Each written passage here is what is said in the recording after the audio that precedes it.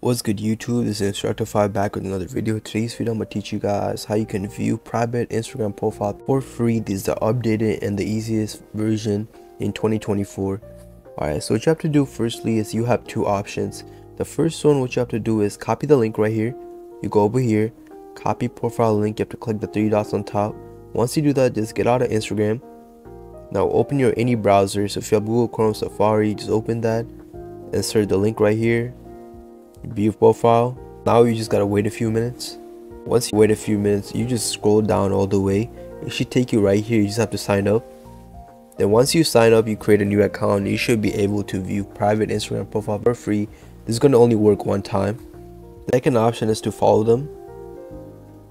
Then once you follow them, you just have to wait a few minutes till they accept your request. Then once they accept you, you're basically in the account, and that's how you view private profiles on Instagram in 2024.